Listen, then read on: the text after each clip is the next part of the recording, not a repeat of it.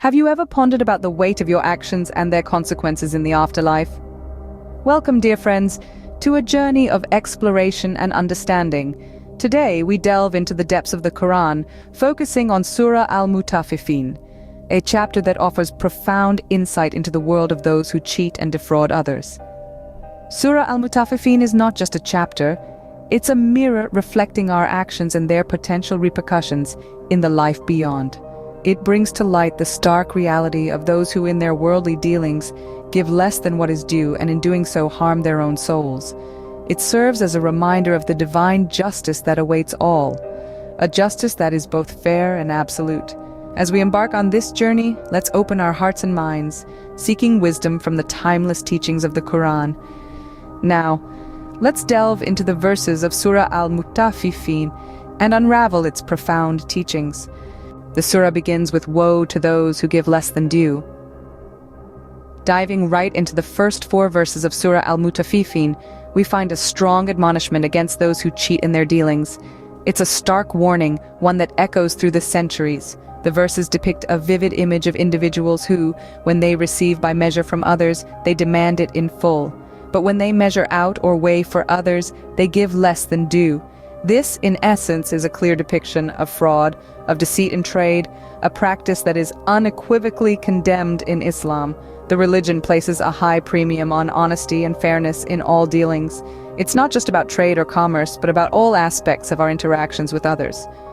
The brilliance of these verses lies in their broad application. While the immediate context might be trade, they also apply to any situation where an individual might be tempted to give less than what is due. This could be an employer shortchanging an employee, a teacher not fully investing in their students, or even a friend not giving due time and attention to their companions. The Quran, in its wisdom, doesn't merely condemn these actions. It also gives us a glimpse into the dire consequences of such behavior. The verses warn that these individuals will be made to taste a painful punishment. It's a stark reminder of the spiritual implications of our worldly actions, a call to maintain integrity even when it seems easier not to. But it's not all doom and gloom. While these verses warn against dishonesty, they also implicitly encourage the opposite. They serve as a compass, guiding us towards the virtues of honesty and fairness. They remind us that these virtues are not just moral niceties, but fundamental tenets of a harmonious society. In the end, the message is clear. The path to spiritual and worldly prosperity lies in treating others with fairness, in giving them their due, in being honest in our dealings. Clearly, these verses remind us of the importance of fairness and honesty in our dealings. As we venture further into the surah, we find a stark image of the Day of Judgment. Verses 5 to 9 of Surah Al-Mutaffifeen paint a vivid picture of what awaits those who cheat and defraud others. These verses are not merely poetic expressions, but rather they depict the Islamic belief in accountability and justice in the afterlife. In verse 5, the surah describes the Day of Judgment as a day when mankind will stand before the Lord of the worlds.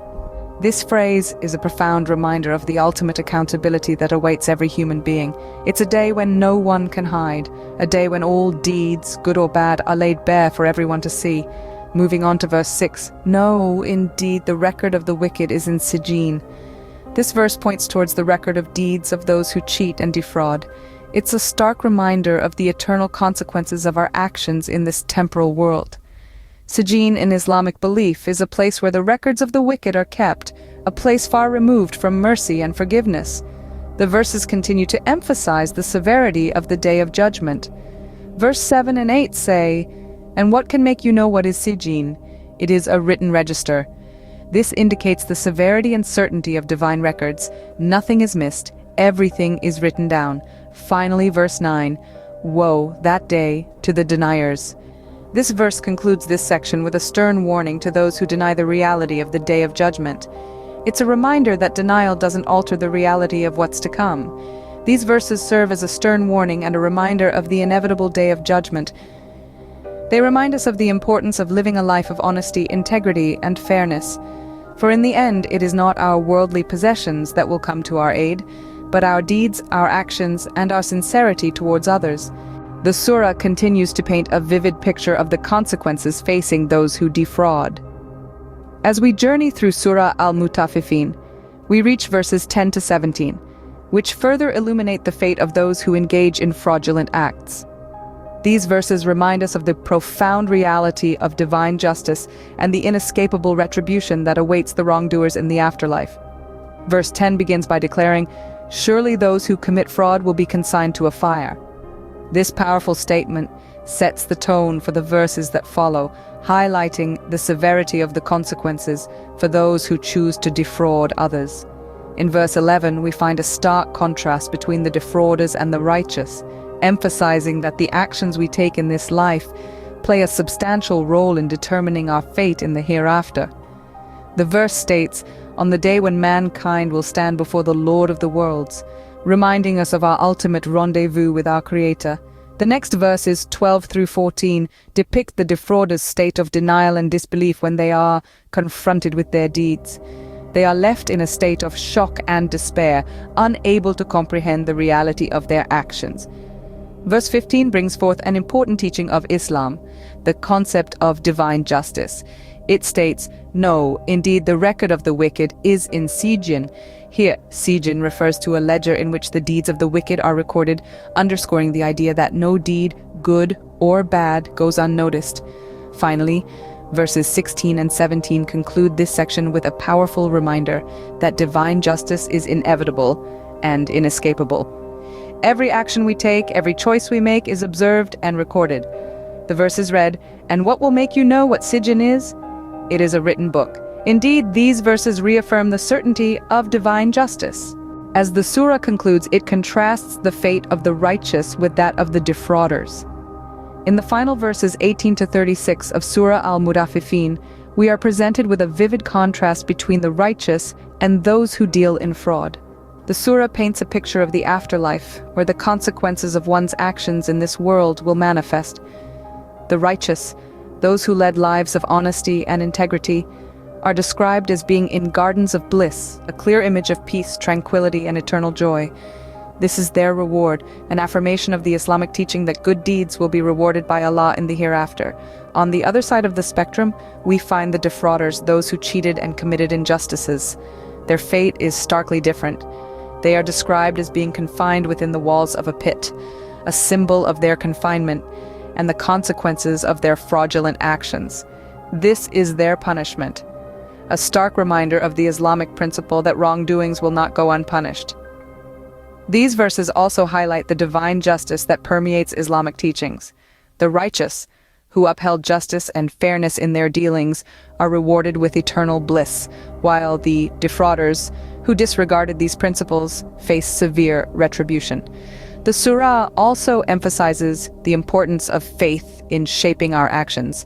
The righteous are described as those who believe in the divine revelations and act upon them. Their faith guides them towards righteousness and away from fraudulent dealings. Conversely, the defrauders are those who deny the divine revelations, leading them down a path of deceit and dishonesty. In these verses, we are reminded of the profound impact of our actions in this world on our fate in the afterlife. They serve as a call to action, encouraging us to lead lives of honesty and integrity, guided by our faith and the principles of justice and fairness. These concluding verses remind us of the ultimate triumph of the righteous. Surah Al-Mutaffifeen thus provides a profound message for all of us. It is a beacon of wisdom, urging us towards a path of integrity, fairness, and unwavering faith. This surah beautifully encapsulates the essence of honesty and equitable dealings, reminding us that fraudulent actions do not go unnoticed. The surah paints a vivid picture of divine justice, a powerful reminder that every action has its consequence. It instills a sense of accountability, emphasizing that we are all answerable for our deeds, whether they are done in broad daylight or the darkest of nights. In essence, Surah Al-Mutaffifeen guides us towards a righteous path, one that is free from deceit and fraud. It encourages us to uphold the principles of honesty and fairness in every aspect of life, to be mindful of our actions and their repercussions in the hereafter. Let's remember, the teachings of this surah are not just about avoiding fraudulent actions, but also about nurturing a pure heart and a truthful spirit. May we all strive to live by these teachings and be among the triumphant in the afterlife.